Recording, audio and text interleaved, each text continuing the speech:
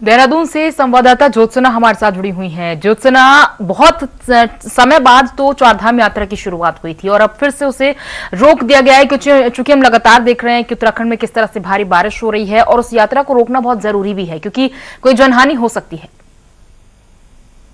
ज्योत्सना, देखिए बिल्कुल पूजा, अस्थायी रोक है, पूरी तरीके से रोका नहीं गया। मौसम के मिजाज को देखते हुए जो यात्री जहां है उसे सुरक्षित स्थान पर रहने को कहा गया है।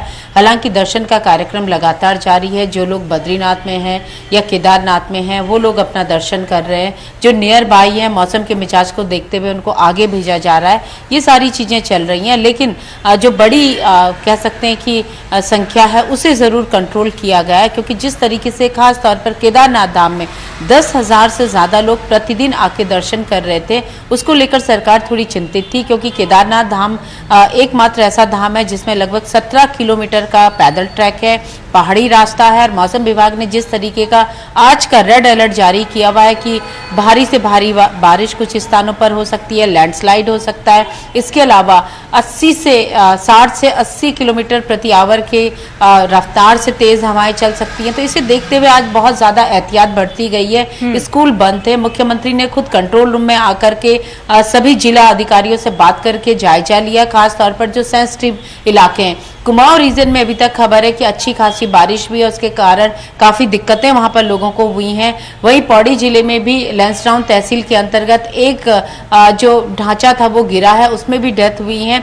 अगर देहरादून या चारधाम यात्रा रूट की बात करें तो फिलहाल सब कुछ नियंत्रण में है और सरकार ने सभी एजेंसियों को अलर्ट मोड पे और मैदान में उतारा हुआ है। चाहे हम SDRF की बात करें, NDRF की बात करें या फिर जो प्रशासनिक मशीनरी है। पूजा, अभी तक हालात नियंत्रण में है, लेकिन मौसम विभाग ने 19 तारीख का अलर्ट भी जारी किया हुआ है, यानी कि 19 तारीख तक मौसम का मिजाज ऐसा ही रहेगा। और सबसे ज्यादा दुश्वारियां हैं चारधाम यात्रा रूट पर, जिस तरीके से लैंडस्लाइड होते रहे हैं उसे लेकर। और यही वजह है कि आपने जैसा कहा कि बहुत मुश्किल से चारधाम यात्रा शुरू हुई और ये पीक टाइम चल रहा है इस समय।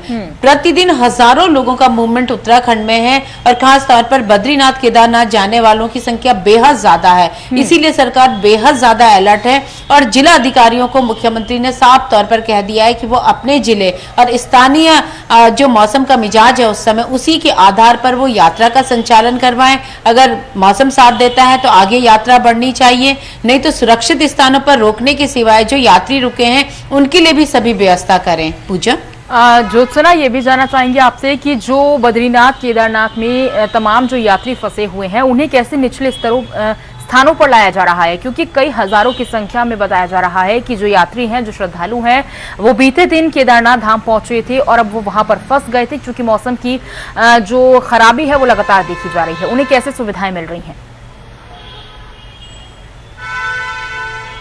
देखिए, अगर बद्रीनाथ और केदारनाथ धाम की बात करें तो पूजा, मैं आपको बता दूं कि बद्रीनाथ धाम में 10,000 लोगों के रहने की व्यवस्था है। इतनी कैपेसिटी बद्रीनाथ धाम के अंदर है। जो वहां पर धर्मशालाएं या होटल्स हैं तो लोग उसमें रह सकते हैं।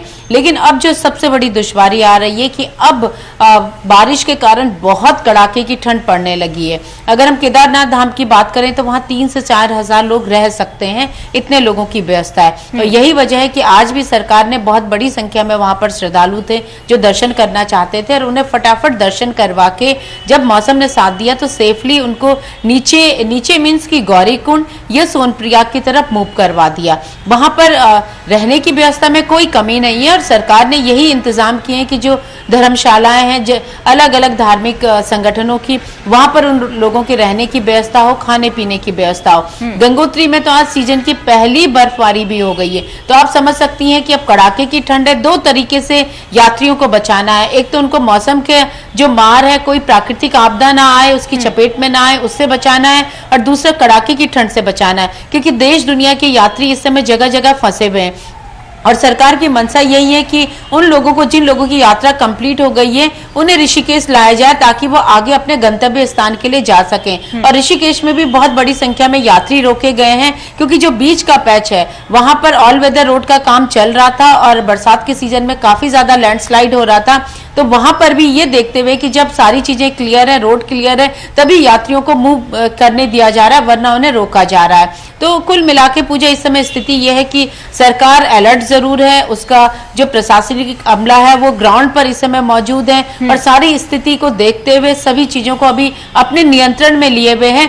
लेकिन मौसम है, प्राकृतिक आपदा और प्रकृति पर आपका कोई वश नहीं है, इसीलिए जो अपनी तरफ से एहतियात बरती जा सकती है वो बढ़ती जा रही है। और सरकार की कोशिश यही है कि इस मौसम की मार का असर आने वाले दिनों में यात्रा पर ना पड़े, क्योंकि यात्रा यहाँ की बैकबोन भी है। और साथ ही आप जानती हैं कि हिंदू धर्म को मानने वाले चाहते हैं कि जीवन में एक बार वो बद्री, केदार, गंगोत्री, यमुनोत्री के दर्शन कर लें। और इस वर्ष कपाट बंद होने में अब कुछ ही दिन रह गए हैं, यानी कि 5 तारीख से कपाट बंद होने शुरू हो जाएंगे और ऐसे में बहुत बड़ी संख्या में लोग यहाँ आ रहे हैं। तो सरकार ने यही वजह है कि ये बात साफ तौर पर कही है कि यात्रा रोकी नहीं गई है, स्थगित नहीं भी है, बिल्कुल, ये अस्थायी रोक है और जगह जगह पर सुरक्षित स्थानों पर लोगों को रोका गया। बिल्कुल अस्थायी तौर पर फिलहाल इस यात्रा को रोक दिया गया है, क्योंकि जो मौसम का मिजाज है वो बहुत ज्यादा बदल रहा है। और जैसा कि हमारी संवाददाता ज्योत्सना ने जानकारी दी है कि उधर बद्रीनाथ के समय जिस तरह से तेज बारिश हो रही है, वहां पर भी कई हजारों की संख्या में श्रद्धालु हैं, केदारनाथ में भी कई हजारों की